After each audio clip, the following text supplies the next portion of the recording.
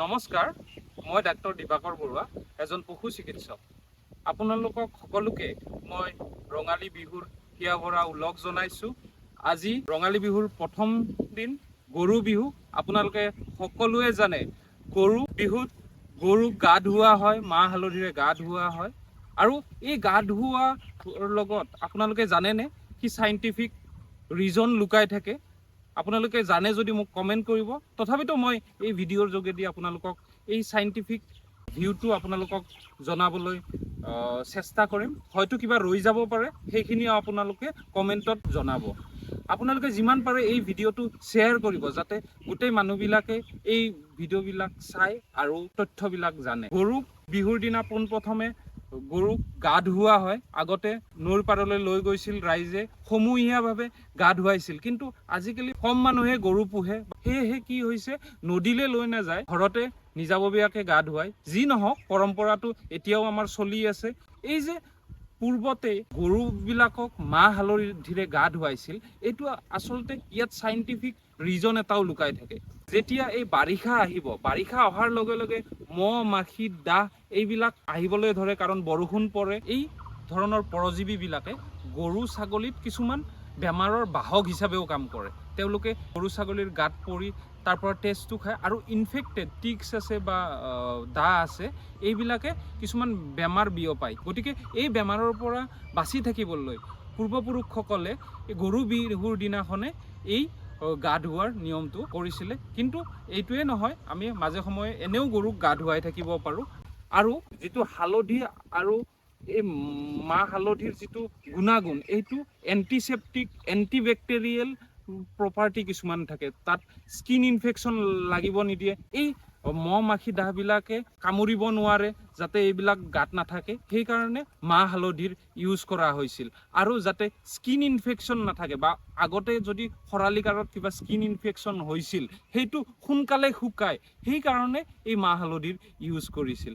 আৰু আনহাতে আপোনালোকে জানে, গৰু বিহুৰ দিনাখনে গোহালিত ধূনা দিয়া হয়। এই দীঘলতি, মাখিয়তী এই পাতবিলাক জ্বলাই পেলাই গধূলি ধূনা দিয়া হয়, কিয়নো এইবিলাকৰ ফ্লাই ৰিপেলেণ্ট এটা প্ৰপাৰ্টি থাকে, যিবিলাকে মহ, মাখি, দাহ এইবিলাকক গোহালিৰ পৰা নাইকিয়া কৰি পেলাব পাৰে। সেয়েহে সেই আমাৰ পূৰ্বপুৰুষসকলে সেই তেতিয়াৰ পৰা, ভাবকচোন, তেওঁলোকৰতো ইমানখিনিও পঢ়া পাতি নাছিলে, কিন্তু তেওঁলোকৰ এই ভেটেনাৰী ছেক্টৰত এই প্ৰিভেনশ্যনৰ যিটো তেওঁলোকৰ ফৰ্মুলা কিমান গুৰুত্বপূৰ্ণ। তেওঁলোকে তেতিয়াতেই ভাবিছিল যে গৰু ম'হক আমি বাৰিষা অহাৰ লগে লগে তাক প্ৰিভেণ্টিভ মিজাৰ কিছুমান ল'ব লাগে।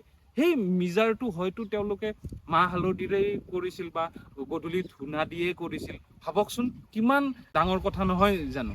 গৰু ম'হক গা ধুওৱাৰ উপৰিও আমাৰ পূৰ্বপুৰুষসকলে গৰু ম'হক লাও, বেঙেনা ইত্যাদি গৰু বিহুৰ দিনা খুৱাইছিল, আৰু কৈছিল, লাও খা, বেঙেনা খা, বছৰে বছৰে বাঢ়ি যা। এই কথাটোৰ উদ্দেশ্যই এইটো হ'ল, খৰালি কালত যেতিয়া অকণমান ডেফিচিয়েঞ্চি থাকে, সেইটো পূৰণ কৰিবলৈ, নিউট্ৰিশ্যনেল ডেফিচিয়েঞ্চিটো পূৰণ কৰিবলৈ আমাৰ ভেজিটেবল কিছুমান খুওৱা হৈছিল, লাও, বেঙেনা ইত্যাদি কৰি। গতিকে তেওঁলোকে তেতিয়াৰ পৰাই নিউট্ৰিশ্যন, পৰিপুষ্টিটো দিব লাগে গৰুক, সেই গাখীৰ উৎপাদনৰ কাৰণে হওক বা তাক কামত লগোৱাৰ কাৰণে হওক, এই গোটেই কথাখিনিত তেওঁলোকে তেতিয়াৰ পৰাই গুৰুত্ব দিছিল। গতিকে আজিৰ দিনত হয়তো আমি বহুত নতুন এনেকুৱা মিনাৰেল মিক্সাৰ ওলাইছে, ভিটামিন ওলাইছে, সেইবিলাক আমি সময়ে সময়ে গৰুক খুৱাব লাগে, তাৰে ইংগিত দিছিল এই আমাৰ নিয়মটোৱে। গৰু বিহুৰ দিনাখন গৰুক নতুন পঘাৰে বন্ধা হয়। এই পঘাক তৰালি পঘা বুলি কোৱা হয়। আচলতে তৰা গছ আৰু মৰাপাতৰ ৰছীৰে এই পঘাডাল বনোৱা হয়।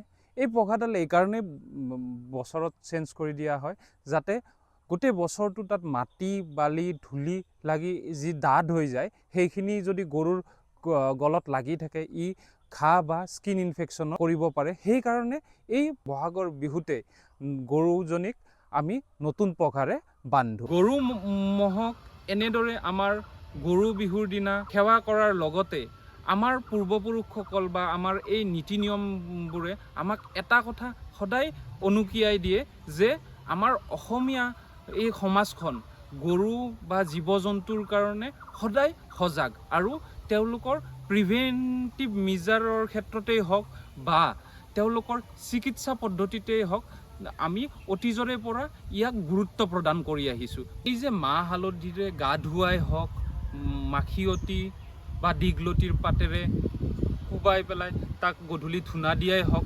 ভেটেনাৰীত এই গোটেই যিবিলাক আমাৰ ঘৰুৱা উপায় তাৰ কাৰণে এটা শাখাই আছে যাক আমি ইথনো ভেটেনাৰী মেডিচিন বুলি কোৱা হয়। মানে আমাৰ ট্ৰেডিশ্যনেল যিবিলাক প্ৰেক্টিচ আছে মাহ হালধিৰ পৰা আৰম্ভ কৰি এই প্ৰেক্টিচেৰো আমি গৰু ম'হক আমি চিকিৎসা কৰিব পাৰোঁ। তেতিয়াৰ সময়ত ভেকচিন বা অন্য জাতীয় কিছুমান উপলব্ধ নাছিল সেই সমাজত।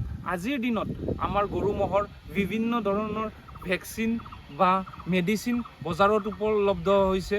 গতিকে সময়ে সময়ে আমি এইবিলাক খুৱাই থাকিব লাগিব, তেতিয়াহে আমাৰ গাইজনী বা ম'হজনী বা ছাগলীজনী আমাৰ স্বাস্থ্যৰ যতন লৈ থকা হ'ব আৰু এই স্বাস্থ্যৰ যতনৰ লগতে সেই যিটো প্ৰডাকশ্যনটো সদায় মেইনটেইন কৰি ৰাখিব।